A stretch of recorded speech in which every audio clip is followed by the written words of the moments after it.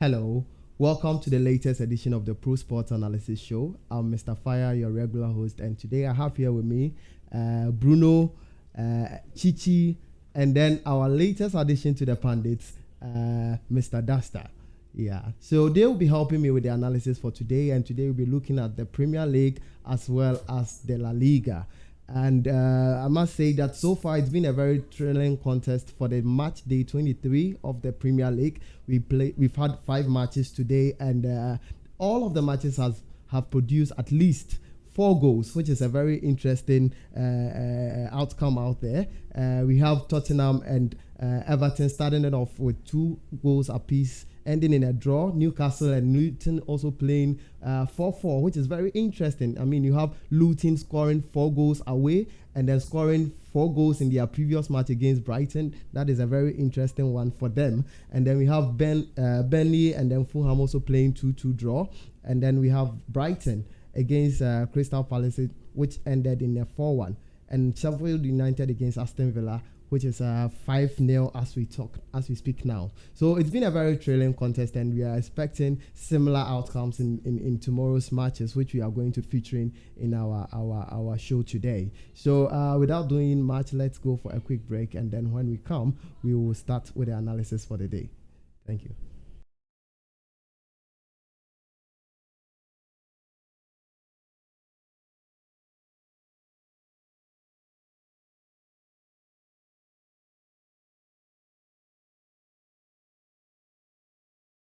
Yeah, welcome back from the break.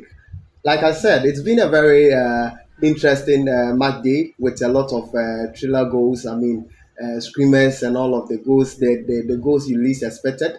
If you take the Everton last minute goal like this, it's a heartbreaker for the Tottenham fans. And so we want to quickly look at our pundits' reaction to some of the games and their impressions concerning the game. So let me move to Bruno first. What are your impressions about the games, and which one appeals to you the most? All right, so thank you very much, and I also want to use this opportunity to thank our viewers so much for their comments and their support so far.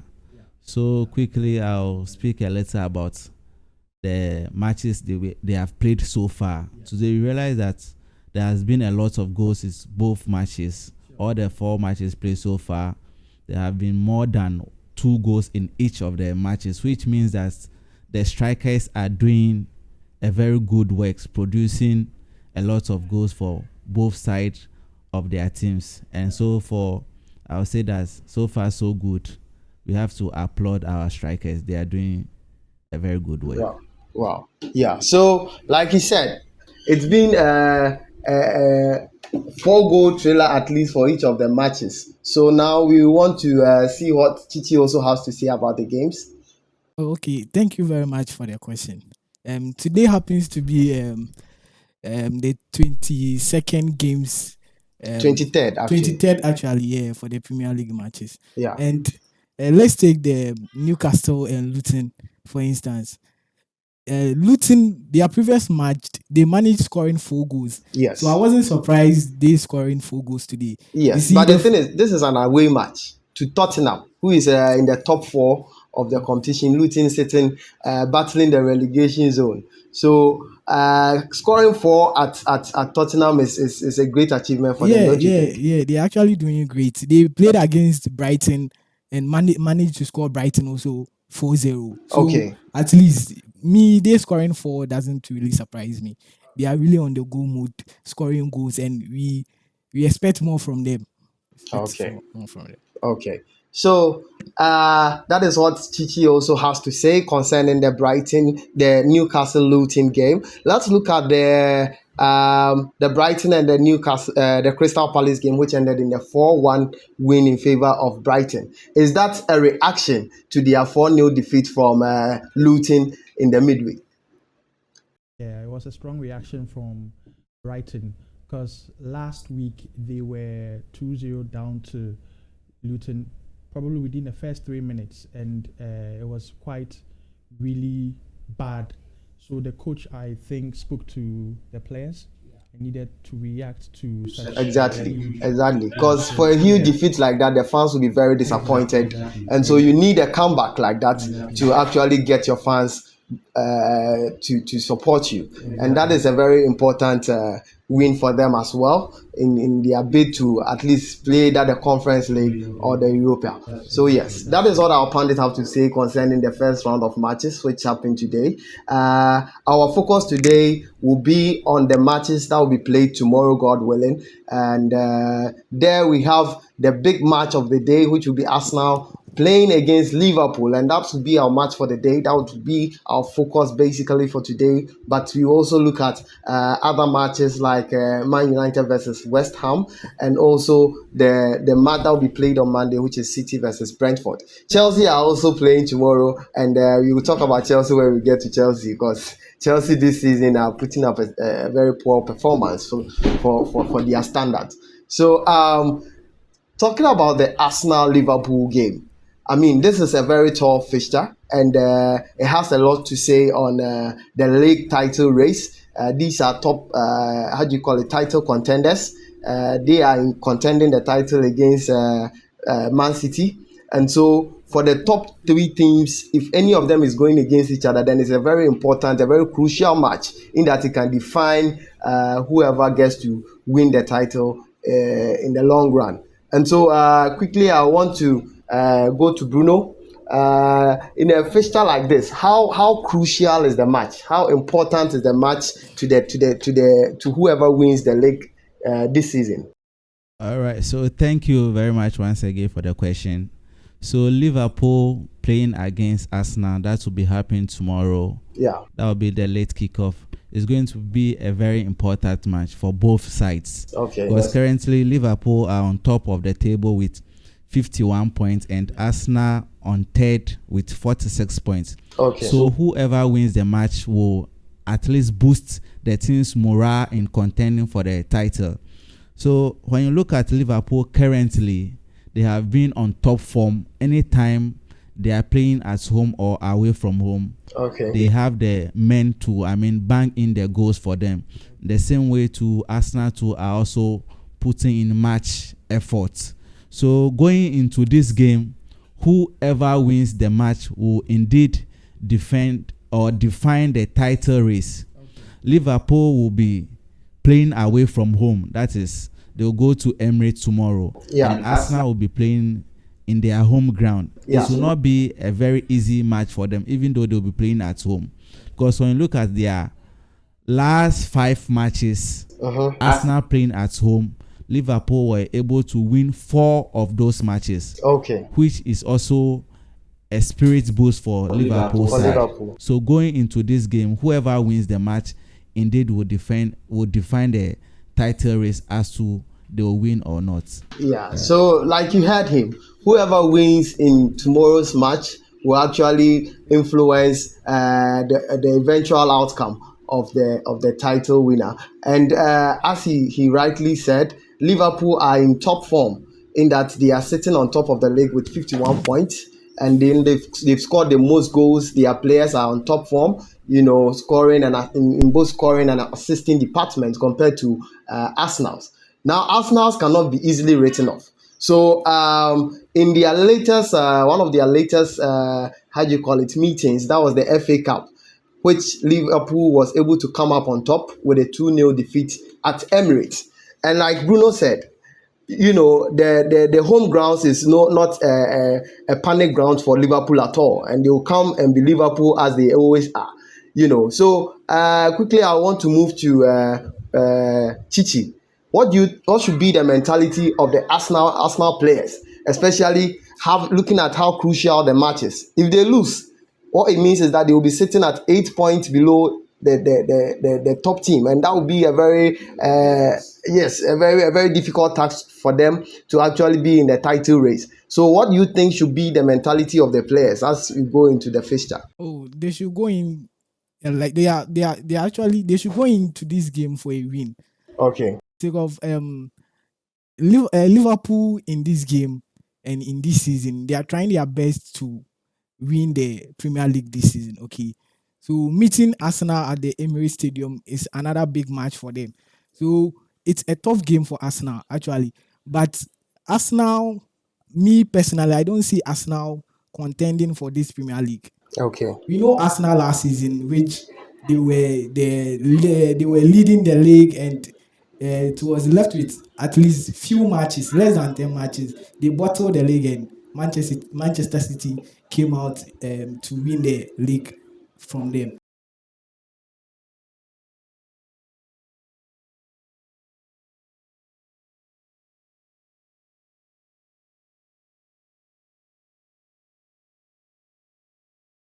So I actually don't see Arsenal winning this game.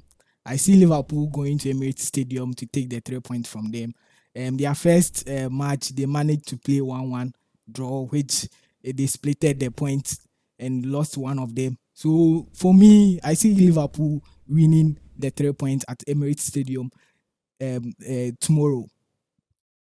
So, that is what he has to say, and he's siding with what Kofi Kinata said. Arsenal fans are not afraid of disappointment. They are not afraid of breaking hearts. You know, they are always disappointed from a lot of matches and a lot of instances like this where they bottle up in the title race. So it happened last season, and we think it's likely to happen this season as well. But last season's Arsenal is not the same Arsenal you are seeing this season. This season's Arsenal is a more matured Arsenal. They are able to, come back in games, and even games that you don't expect them to win, they are winning. And especially in a crucial match like this that defines their title contention, with Man City, with the likes of Man City and Liverpool. If they want to still remain in the title race, then this week it is a must win for them actually. Even a draw will not help much, although we have other matches for the rest of the season which can actually also define moments. But this is a point where Arsenal can establish that yes, we are in for the title. What do you think? That's that. Yes, I actually think that you may actually have a point there, because if they happen to lose against Liverpool, they should probably count themselves out of the league, because there's no way Manchester City are going to ease up, especially with the turn of the table, with the turn of the second half of the Premier League season. They are not going to ease up, neither will Liverpool ease up, because you could actually see that the players are in for glory for Jurgen Klopp. They want to do everything and anything to win the trophy for him. This being his last season. So they're going to put up a fight. But I also believe in the fact that Arsenal can actually make a statement with a win here. Yeah, which is very important. Quite very, very, very important. Yes, Arteta and his crop of players are now matured, as you said. So they will go into this match with everything that they have. Emirates will be pulsating. There will be so much tension with both coaches by the sideline shouting, issuing instructions. Everyone wants to win. And I think, asked something about the mentality. Yes, mentality of both coaches to get maximum 3 points. Both of their strikers of the. I know Darwin Núñez has been missing a lot of chances, and people have been complaining. But I am sure with this particular game, he put on his scoring boots. Or probably Eddie Nketiah will feature, Gabriel Jesus will feature. Yes, all these are fine top strikers that are ready for action, God willing, tomorrow. So we are praying for a pulsating match, an enthralling match, and I hope we get that. We will get that. All right. So that is what our pundits have for us going into this game. The mentality of the players is a very important topic to discuss. Okay, so let's look at another area of the game. With the pre-match interview, we have Arteta saying that the only way they will be able to come out of this game victorious is to score more goals.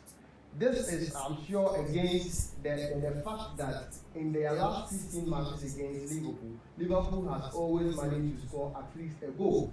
And so if the same should happen in this fixture as well, then there is no way Arsenal is going to come out victorious or even manage a draw without scoring.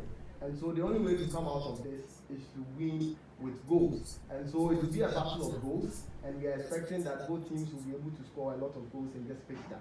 But comparing the the lineups, the front three of the Arsenal with that of the Liverpool, what do you think will be the outcome of this contest, Chichi? You see the front three of each team. For Arsenal, we have Saka, Gabriel Jesus in the middle, and we have Martinelli at the left side. For Liverpool, we have Jota, we have Darwin Nunez, then we have Gapu. That is my possible lineup for that match. I want Klopp to play Jota as a false nine, playing Gapu at the right wing, and playing Darwin Nunez too at the left side, or either Darwin Nunez or Luis Diaz. So these front line for each team are very fast, and they attack offensively well. In case your defenders are relaxed, they can punish you very well. So both of the teams, they are attacking front line. They are very fast there. So I think it will be a great game for us to witness.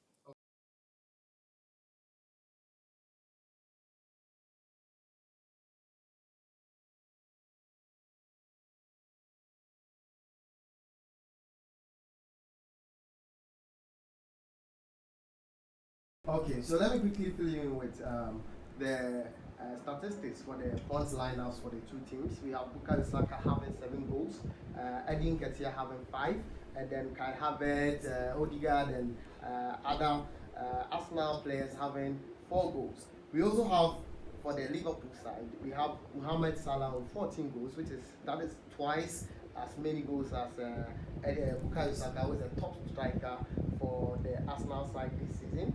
And then we have Diogo Jota also having 8 goals, which is still more than what Bukayo Saka, the top scorer, has. And then we have Darwin Nunez on 7 goals. What this actually depicts is that the Liverpool side are sharper, and they have more goals compared to their Arsenal counterparts. However, if you come to the defensive side, both defenses are really good, managing 8 clean sheets each, and they are, on the list of best defensive side. They are the ones topping right now. And so it will be a contest of the front lines who will be more effective. So Bruno, I'll come to you again on this question. So what do you think the lineups would be, especially knowing that the likes of Mo Salah like this is out for injury? Darwin Nunez, after the match against Chelsea, also picked up a foot injury, and it's not likely to be fixed in this match. So how will those losses impact the team? I'm sure Ødegaard will be filling in for Darwin Nunez. So what will be the changes? Because there'll be a lot of changes in the Liverpool side. I'm not sure Arsenal will change much. So what do you think that will impact? How will that impact the game? All right, so thank you very much for the question. So as you rightly said, both teams, when you talk about scoring, their front lines have been very productive. Yeah. Talk of Liverpool with Diogo Jota, then Luis Diaz in front, and Nunez. Yeah. They have been both, hitting the back of the net consistently this season. Yeah. Even though their key man, Mohamed Salah, wouldn't be present for this game. These 3 fronts have been, doing the work for him. So going to this game, it is for Liverpool, they don't have much problem when it comes to their front 3, because in the absence of Mohamed Salah, we have seen what Nunez then Diogo Jota can do. When you go to Arsenal on the same hand, right now it is a good news that Gabriel Jesus is back to the team after a long break. When he came, both 2 matches that he has played, he has been productive, scoring goals. So it is likely Arteta will start Jesus in this match, which will give Arsenal team a very good start.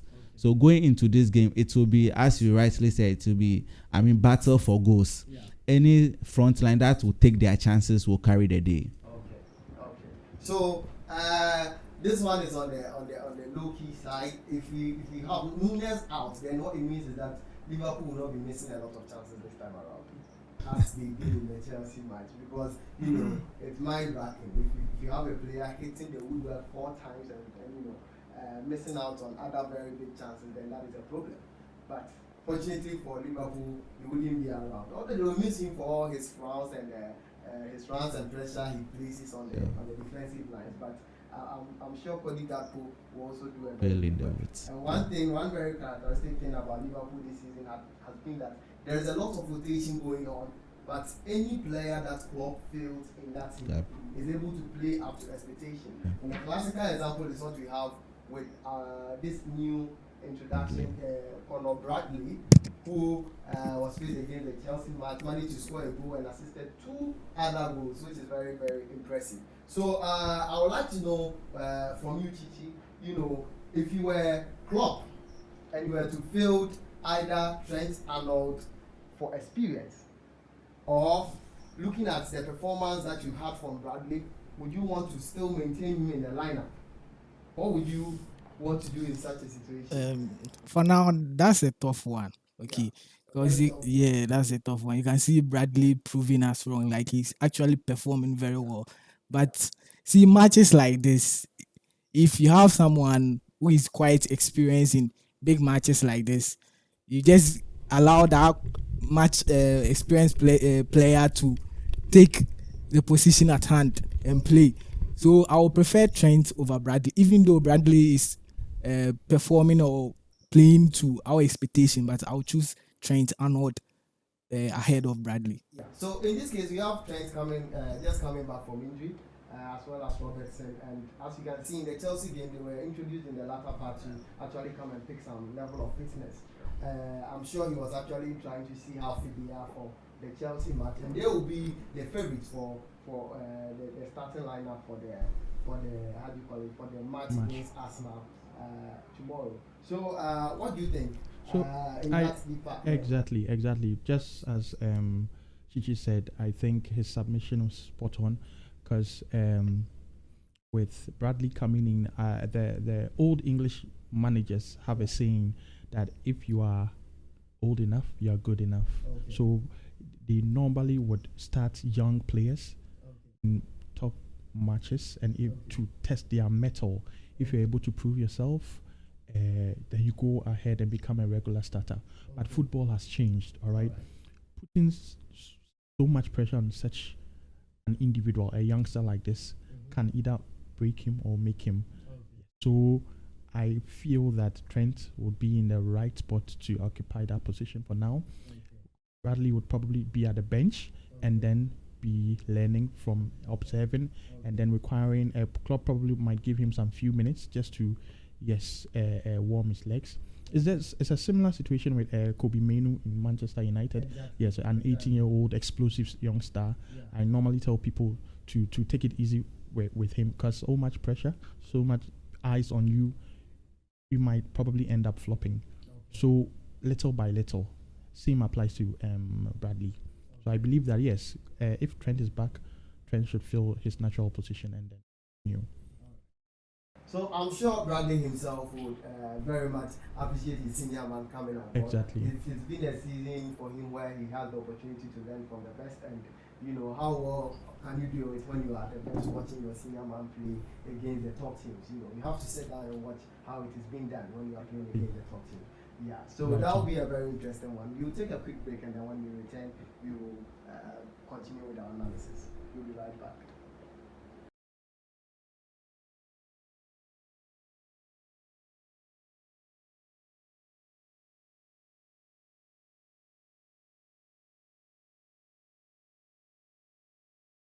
Welcome back from the break. As we all know, Klopp will be leaving Liverpool at the end of the season, and since his announcement, it has created a lot of contention among the fans, the players, and the whole social media is actually going wild on this one. And we want to know what influence it will have on the game. As we know, the Liverpool captain, that is Van Dijk, came out to say that clubs leaving the team will actually be an extra boost for them, in that they will want to win something for a coach who has contributed so much for them as a club, winning the Champions League with them and then the league title against Man City. So for them as a team, they will, as players, they want to do that to appreciate their coach who is actually leaving. So I want to come to you, Bruno. Tactically, we know Klopp to be a very good tactician, and so at the end of the day, to come to the players, they will have to be in the good mood. They will have to be in the spirit. They will have to, have all it takes to go in. And if you look at where Liverpool is coming from a big win against Chelsea, they are highly motivated. And so I want to know from you, tactically how Klopp will want to go into the game and how the players would also impact, and then you add your predictions for the game as well. All right, so thank you very much. So as you said, every servant will want to please the master, knowing that club has informed the management and the fans that at the end of the season he would like to, take a leave. The players will also want to honor him. That is, all the remaining matches, they will try their possible best. Winning their matches, therefore placing them at the top of the league for them to win the title to honor Klopp. So going into this game, definitely I know Klopp will stick to his normal information, the 4-3-3 information. And that information has, helped the team, because you realize that Liverpool has been playing most of their matches attacking, because they have a very a very sharp front line. So definitely you will stick to the normal information 4-3-3. I know definitely you go into the match with that information. And Emirates is not a threat ground for Liverpool. They have always been there winning matches. So going into this match again wouldn't be a match that will be a burden upon the coach and the team as well. So I see Liverpool winning the match by a slight margin. So that is it for Bruno. He thinks Liverpool is actually going to come out victorious with a slight margin. And so quickly we want to go to Yasta and also hear what he has to say concerning fixture in terms of predictions. Klopp in his pre-match interview actually mentioned what you said, that if they will have to win the league, then they will have to go out there to win every match. Against Man City, You need to lose a match. The moment you lose point, will punish you. And so that is a way of psyching his play. So quickly, that's what do you also think? Oh, yeah, precisely as my fellow pundits said.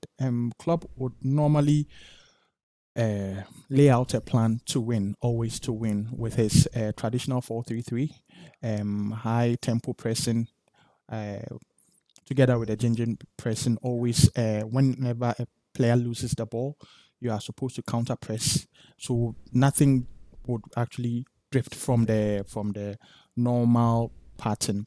So with regards to Klopp leaving, it serves as a very good motivating factor for the players to give out their all, because Van Dijk granted an emotional interview. Klopp also did that, and you could actually see the players' reaction. This is a coach that means a lot to them. A coach that has been able to revolutionize the way Liverpool is. Liverpool was an ordinary team. No one really bothered about Liverpool. But this guy came in and changed their entire play style. Their fans he respects the fans, and the fans also love him and adore him. So him leaving is a big blow. So the players will be motivated to fight with everything. On any other day, this is a walk in the park for Liverpool, because Emirates isn't a place where you should be afraid. But Arsenal, I believe, have something up their sleeves, because you said earlier they are more matured now. So I don't think Liverpool should underestimate Arsenal in any way, because they will be ready. Arteta will be ready with his men. So I think that both of the coaches know this. They play a similar formation 4-3-3. Yes, they normally do that. Active attacking, active defense. Yes. So I think it's going to be a really, really enthralling game, very exciting. We should see lots of goals, because Liverpool are ranked second in goals scored, with an average of 2.3 goals per every game, whilst Arsenal is sixth with an average of 2.0 per. So goals, we should see goals. And then bookmakers are actually tipping Arsenal to win with a lower odd. Bookmakers, when you go to one expect another, they are tipping Arsenal to win. But I also believe that there will be goals. So goals will flow. Both teams are most likely to score. But I'll go for a win or draw for Arsenal. For Arsenal. All right. So it seems it's a 1-1 draw here. And then we have Bruno going in for Liverpool. Dasta going in for a win or draw for Arsenal. for the Arsenals. So we want to hear from Chichi as well. I mean, from their presentations, you do realize that for Klopp, it's more or less like a must win. His worst is likely to be a draw. But the one who has a lot of work to do would be Arteta, who will have to really up his game. I'm not sure it's going to change much from what they've been doing all season round. They've performed really well. Sometimes when you want to change your formation going up against teams like this and it becomes a first time for your players, sometimes they are not able to, adapt to the new changes that you made, and sometimes they flop in those matches. So quickly, let's move to Chichi and also hear what he has to say, especially with respect to Arteta and how he wants to set up his team in this match. Okay, so you can see me from the start of my submission. I was even going for Liverpool already. I said Arsenal are not a contending trophy holder for me. So I don't see Arsenal actually winning this game because I know what they did to me previously. I had so much hopes on them, and they tried to deceive me last season. So did they try, or they actually did? They actually tried to deceive me. Yes, they actually tried. Did they deceive you, or they tried? Okay, they deceived me. Exactly. They deceived me. Because I had hopes in them. They played very well. It was left with at least just less than 10 matches for them to win the league. But what happened? We saw them losing certain matches that they don't have to lose. So this game for me, from the start till now, is Liverpool win for me. However, Arteta and the even though they were able to draw in the first leg at Anfield. Yes, that you see, my brothers were saying that Emirates is no threat for Liverpool. Yeah. When you check their past records, they've won like many times at that stadium. Yeah. So they playing draw 1-1 at Anfield doesn't mean that they are coming to Emirates for them to be, because Arsenal is playing home, so it will put kind of a threat. No. It's that place.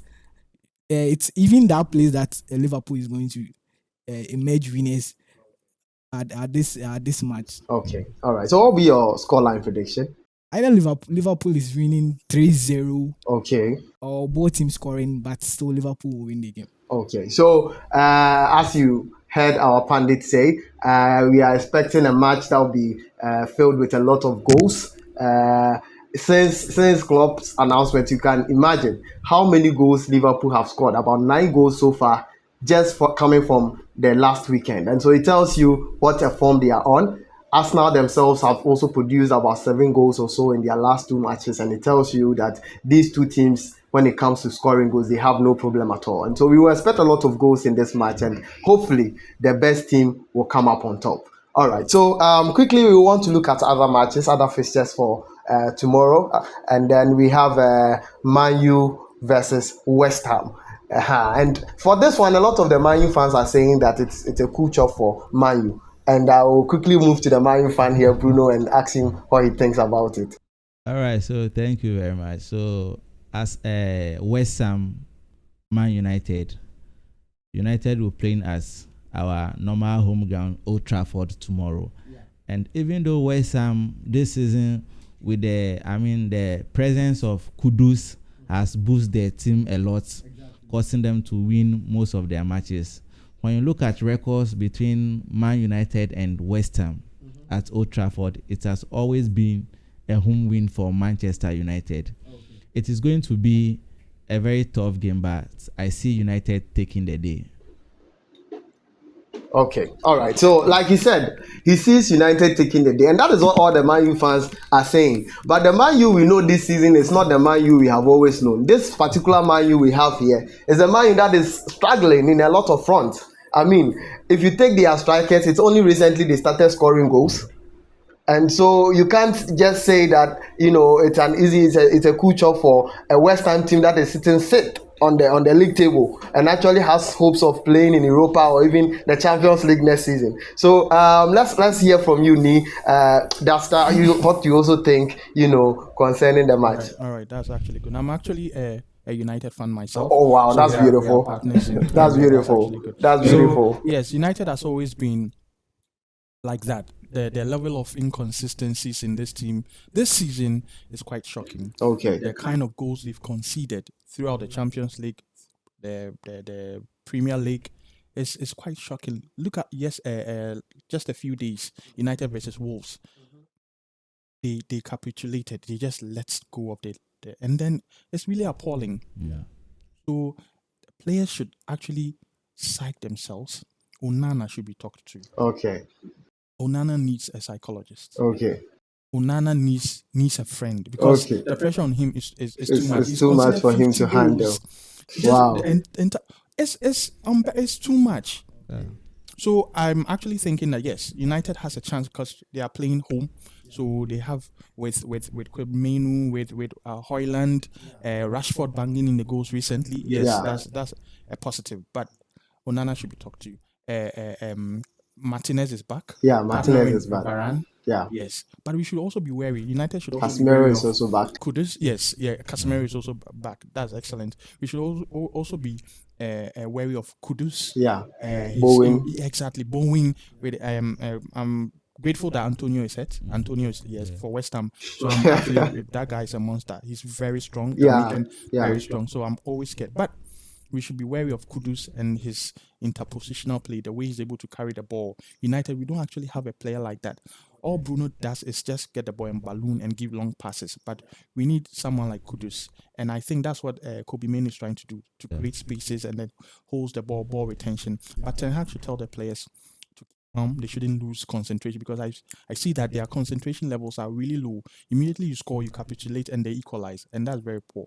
But I'm tipping Manchester United to Sure. So that's a passionate one from a Man U fan, who is expecting the best of performance from their team, which is now in the hands of, I would say, academy players. Because now it's Garnacho and Aubameyang carrying the team right now. They are the one making the headlines right now, and it's a lot for Man U to contain because Bruno, you said that you expect Man U to qualify in the top 4, which I do not believe is possible.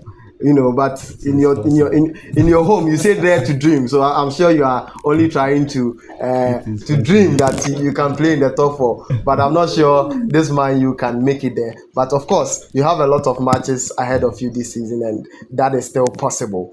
Okay, so quickly let's look at another fixture on the radar. That is the Chelsea versus Wolves, which is also tomorrow.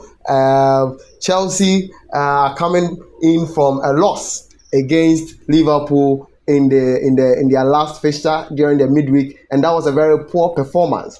Going into this match against Wolves, it is not at all an easy match for them. If you look at the performance Wolves put up against Man United in the midweek, coming back to score about 3 goals and still losing the game, which was rather dreadful. But they were able to score 3 goals. And if you look at them this season, they've scored about 33 goals, which is very impressive. So going into this fixture, what would be your impressions, if I may ask, concerning the team setup and everything, and how many goals you expect in the match?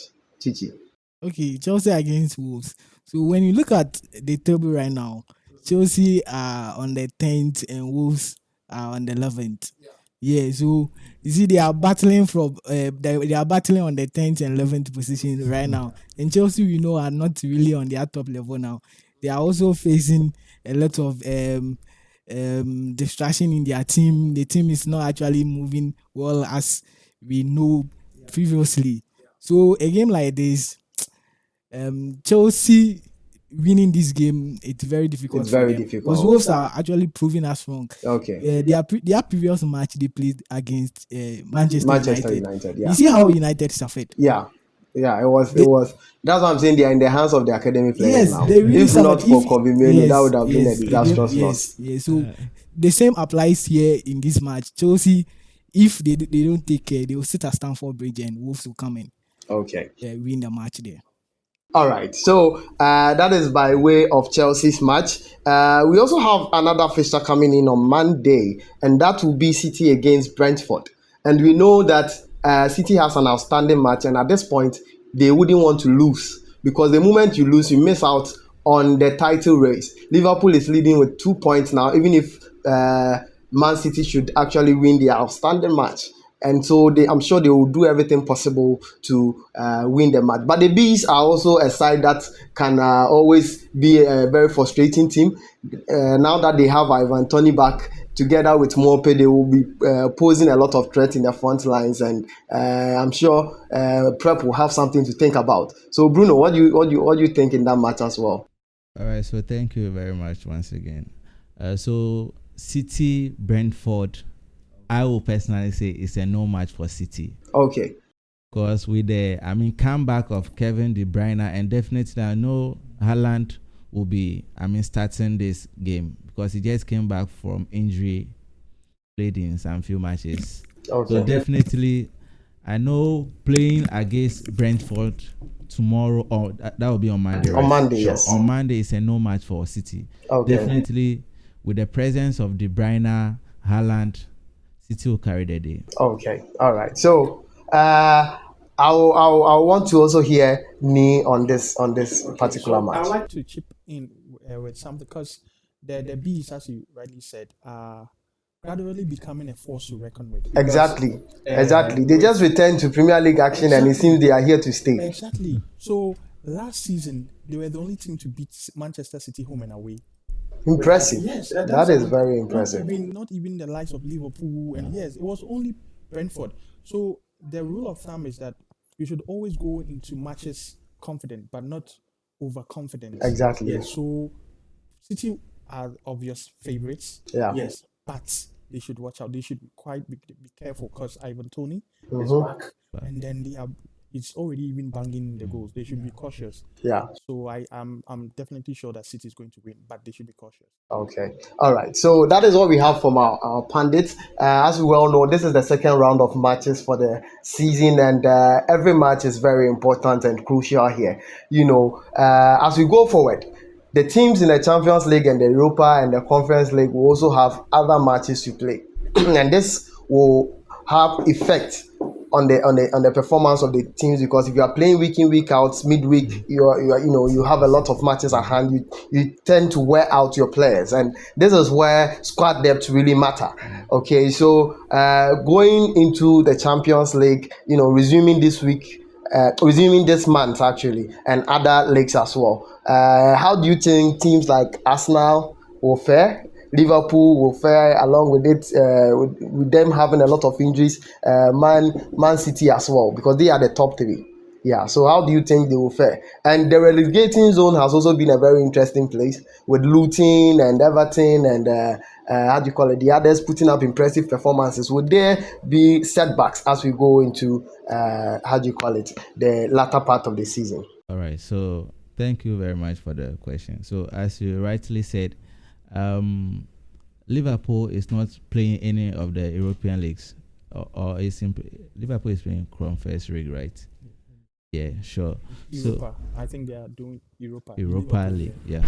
Yeah. So as you said, most of the teams are really prepared for this tournament. This is not the first time they are playing both matches.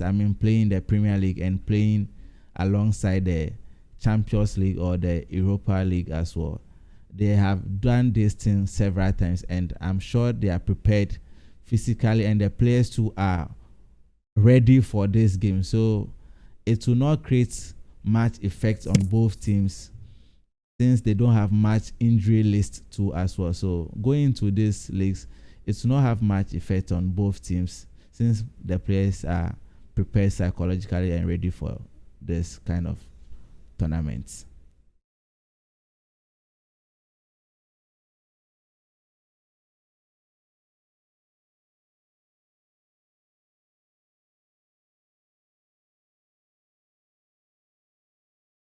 Right, so it's been an interesting discussion so far, and I'm sure we've touched on all the areas that pertains to this game and this round of matches that we have ahead. And our pundits have also provided us with predictions, which I'm sure a lot of them will be playing out for you out there who will be expecting or needing these predictions for your matches. I mean your how do you call it? Your betting, exactly. betting experience. Yes. So it's very interesting. We would like to bring our show to an end here, and we want to say a big thank you to you viewers, for always watching and then commenting. We take all those comments very seriously, and we know that as we go ahead, we will continue to improve our channel and bring you more interesting stuff that will also help you as well. So on that note, we'll bring the show to an end. We say thank you to all our pundits as well. All right.